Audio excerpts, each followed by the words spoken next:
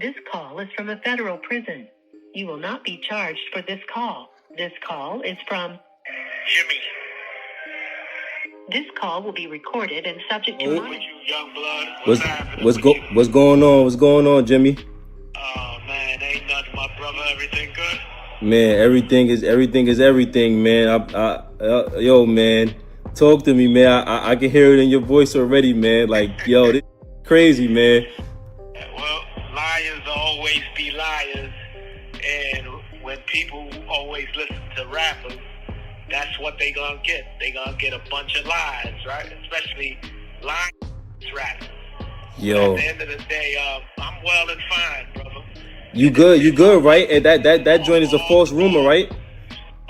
False rumor all the way, man. I've been down 15 years, and ain't nothing has happened to me, man. And so, let's make sure that people are clear. You know what I'm saying? Yeah. I ain't never been in no PC. I ain't never been ran up. Nothing ain't never happened to me. No, I ain't never even had an argument since I've been down. So, all this stuff about this the second time this liar done put a rumor out there that I got stabbed up, right? I'm fine and well, brother. I'm in population. Ain't nothing wrong with me. It's all love over here, man. What? Only concern is coming home, man. Exactly. Back to my family. Why you think that he keep putting them lies out there about you? Like, what is it? Like, what do you think it is? It don't even matter, right? They tricked me once and got me in prison. They not gonna trick me no more. All he is a bait trap for the police, and I'm not biting. I'm not biting. Word. You know what I'm saying? I got like 15 calls about the whole situation when he posted that joint, because he got me blocked on his page, so I can't even see it, but 15 people called me. In the 15 years that I've been down, right? See, them guys would never survive in my situation. They couldn't survive this. Trust me, I can survive this, man. Yes. Ain't nothing going on this side. Just because a person says something doesn't mean that it's true, right? Mm-hmm. And that's what these guys are used to now. Man, had to jump back into this after seeing it pop up again on the timeline. This is one of those stories that keeps coming back, and when you really examine it, it highlights how some long-running tensions never fully fade away.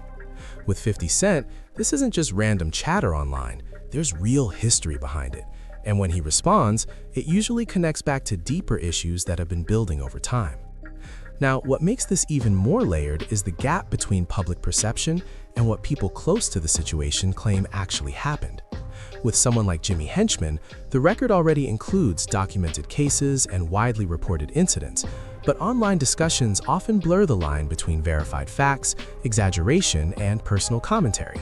So the question becomes whether this is a continuation of old conflicts being brought back up, or just reactions being amplified because people are paying attention again.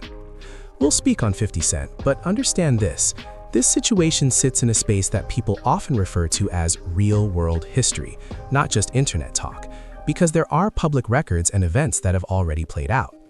And if you follow the timeline of their interactions, it's clear that these tensions didn't just appear overnight. They've been developing over years, with moments that escalated far beyond simple online exchanges.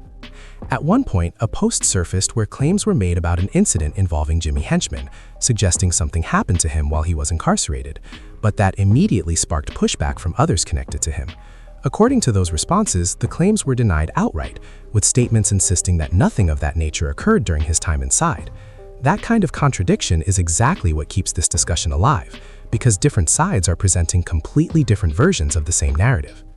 Then 50 Cent followed up with another response, doubling down and implying that the information he referenced was accurate, even using strong, dismissive language toward the denial. He also referenced past tensions, suggesting that the underlying situation is something both sides are aware of, regardless of what's being publicly said. When you look at it from a broader perspective, it becomes less about a single post and more about a long-standing back and forth that has never fully been resolved. At the end of the day, this type of situation shows how history, reputation, and public statements all collide in the same space. And while social media keeps the conversation going, it also tends to recycle old events without always adding new verified information. That's why separating documented history from ongoing commentary is important, especially when multiple versions of events are still being debated. He was essentially running things behind the scenes in that space. If you look into Jimmy Henchman, his name is already tied to documented chapters of hip-hop history, especially when it comes to his influence and involvement in various situations over the years. Public records and widely reported cases outline convictions related to drug trafficking, financial crimes, and other serious charges, which later expanded into additional allegations connected to violent incidents involving rival groups. Now listen, I wasn't present for any of that, so I'm not here claiming first-hand knowledge or acting like I'm in the middle of those events. Everything being referenced is based on publicly available information that people have been able to read, watch, and analyze over time. Many of these details circulated during trial coverage and reporting, which is where most of the widely accepted narrative comes from. And if you followed the history of those conflicts, especially the ones tied to 50 Cent and the broader G-Unit era, you already know how intense those situations were. There were moments where violence, retaliation, and escalation were part of the environment, and that reality shaped how people moved within that space. It's hard to ignore how deeply rooted those tensions were when you look at the timeline as a whole. At the same time, it's striking to see 50 Cent continue engaging publicly and even joking or taunting figures connected to those past conflicts, despite how serious the underlying history is. That contrast is what makes his behavior stand out, because he often blends humor, trolling, and confrontation, even in situations that have real-world consequences behind them. From that perspective, it doesn't seem like he's someone who easily disengages or moves past long-standing disputes, especially when there's a personal or historical component involved. And when you consider the broader context of what Jimmy Henchman was accused of being involved in, along with claims around organized activity and coordinated actions, it adds another layer to why these discussions still surface. That said, revisiting these topics also brings up the importance of how narratives are handled over time, particularly when multiple serious allegations are part of the conversation. Now, shifting slightly, there's also mention of individuals like Supreme Son stepping back from online disputes, which reflects a different approach to handling public conflicts. In situations like that, advice from family or peers to avoid internet engagement often comes from a place of minimizing risk and preventing escalation. Because once these conversations move online, they can quickly spiral beyond control and draw in unnecessary attention. So whether someone chooses to engage or stay silent becomes a strategic decision as much as a personal one. I apologize, let me correct that. That moment was actually when Irv Gotti passed away. And at that point, he made it clear, saying he was going to come online and address things directly, but didn't want others getting pulled into the back and forth. Listen, the message there was basically drawing a line in the sand. Either you maintain a real, personal relationship, or you align yourself with online discourse and the chaos that comes with it. He emphasized that choosing to engage publicly comes with consequences, especially when sensitive topics and personal matters are involved.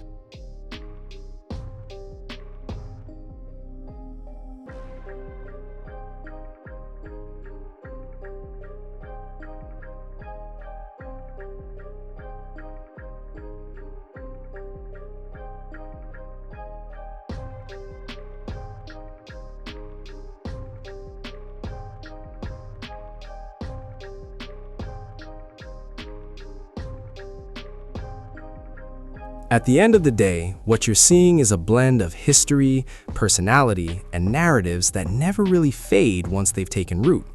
50 Cent has consistently been vocal over the years, and whether people agree with his delivery or not, he tends to stand firm on whatever stance he puts out to the public. But when it comes to topics tied to Jimmy Henchman, the context runs much deeper than what's being reshared across timelines today. It connects back to real events that unfolded years ago and have already been documented. So instead of getting pulled into every clip or claim as it appears, the more grounded approach is to distinguish between established history and what's being discussed in the moment. Now, the real question is, are people revisiting this because something genuinely new has surfaced? Or is this simply the internet taking an older narrative and repackaging it with a fresh angle to keep the conversation alive?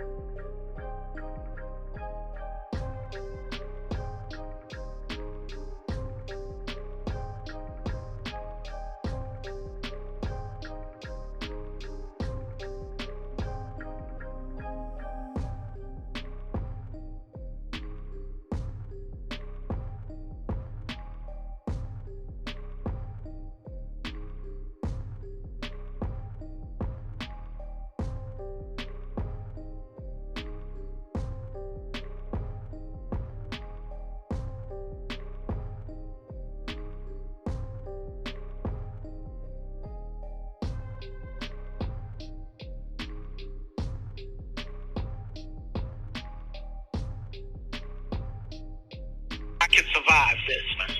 Yes. Ain't nothing going on this side.